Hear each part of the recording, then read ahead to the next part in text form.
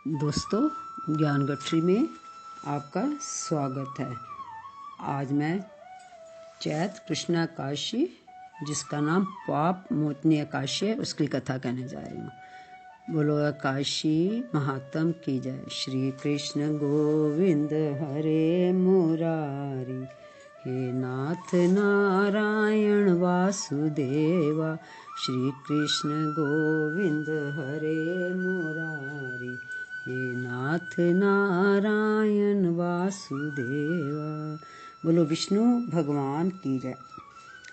धर्मराज युधिष्ठिर कहने लगे, महाराज आपने फागुन शुक्ला एकादशी का महात्म बताया। आप कृपा करके ये बताइए कि चैत्र कृष्ण एकादशी का क्या नाम है, इसमें कौन से देवता की पूजा की जाती है, इसकी विधि क्या है।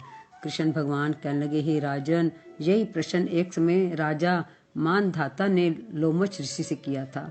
जो कुछ उन्होंने उत्तर दिया वे मैं तुमसे कहता हूँ। लोमश ऋषि कहने लगे, हे राजन, इस एकादशी का नाम पाप मोचनी एकादशी है। इसके करने से अनेक पाप नष्ट हो जाते हैं। अब मैं इसकी कथा कहता हूँ।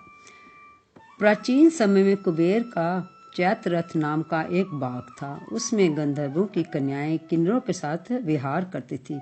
वहाँ अनेक प्रकार के पुष्प खिल रहे थे। उसी वन में अनेक ऋषि तपस्या करते थे। स्वयं इंद्र भी चैत्र और वैशाख मास में देवताओं के सहित वहां आकर क्रीड़ा करते थे।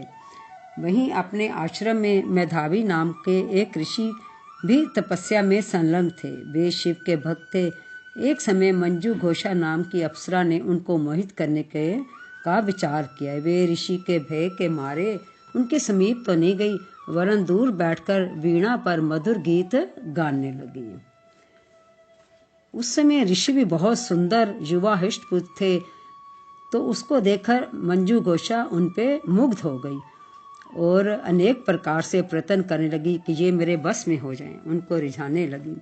अंत में ऋषि को उसने पराजित कर लिया। फलस्वरूप ऋषि मंजू घोषा के साथ रहने लगे और वो इतने मस्त हो गए कि उनको दिन रात का भी विचार ना रहा। कितना समय बीत गया उनको कुछ इसका पता ना चला। एक दिन मंजू घोषा ने कहा कि मुझे स्वर्ग जाने की आज्ञा दीजिए। मुनि ने कहा, अभी तो आई हो और अभी जा रही हो। तो उसने कहा, आपको कुछ पता भी है कि मेरे को यहाँ कितने वर्ष बीत गए। उस अप्सरा की ये बात सुनकर मुनि को समय का ज्ञान हुआ, तो विचार करने लगे कि इस अप्सरा के साथ रहते हुए मुझे 57 वर्ष 7 मास और 3 दिन हो गए। तो वो उनको काल के समान प्रतीत हुई। मुनि अत्यंत क्रोधित हुए और उनकी आंखों से ज्वाला उत्पन्न होने लगी। वे कहने लगे, मेरी कठिन परिश्रम से एकत्र की हुई तपस्या को तूने नष्ट कर दिया। हे महापापनी दुराचारणी, तुझे धिक्कार है। तूने मेरे साथ घात किया, इसलिए तू मेरे श्राप से पिशाचनी हो जा। मुनि के श्राप से मंजू घोषा उसी समय पिशाचनी हो गई। भयभीत होकर मुनि से प्रार्थना करने लगी कि महाराज, इस श्राप का किस प्रकार से निवारण तो कीजिए। मैं क्या करूँ अब। अप्सरा के ऐसे दीन वचन सुनकर मुनि बोले, दुष्टे, यद्यपि तूने मेरा बहुत अनिष्ट किया है, परंतु फिर भी मैं तुझे श्राप से छूटने का उपाय बतलाता हूँ। चैत्र मास के कृष्ण पक्ष की एकादशी का नाम पाप मोचनी है। वे सब प्रकार के पापों का नाश करने वाली है और इससे तेरा भी पिशाच योनि से तू भी मुक्त हो जाएगी। ऐसा कहकर मेधावी ऋषि अपने पिता चमन ऋषि के आश्रम में चले गए। मेधावी को देखकर चमन ऋषि कहने लगे कि हे पुत्र, तूने ऐसा क्या किया जिससे तेरा सारा पुण्य क्षीण हो गया। मेधावी कहने लगे, पिताजी, मैंने अप्सरा के साथ रमण करके घोर पाप किया है। अब इस पाप से छूटने का उपाय बतलाइए। तब चमन ऋषि कहने लगे, हे पुत्र, चैत्र मास के कृष्ण पक्षी पाप मोचनी एकादशी का व्रत करने से सब पापों का नाश हो जाता है, इसलिए तुम इस व्रत को करो। पिता की आज्ञा पाकर मेधावी ऋषि ने भी इस व्रत को किया, जिससे उसके सब पाप नष्ट हो गए और वे पवित्र हो गए। उधर मंजू घोषा भी व्रत के प्रभाव से पिशाच योनि से छुटकारा पाकर दिव्य देह धारण करके स्वर्ग को चली गई।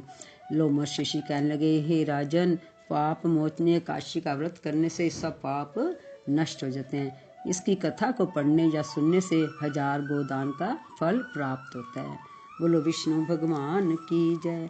श्री कृष्ण गोविंद हरे मुरारी, हे नाथ नारायण वासुदेवा, श्री कृष्ण गोविंद हरे मुरारी। हे नाथ नारायण वासुदेवा। बोलो विष्णु भगवान की जय।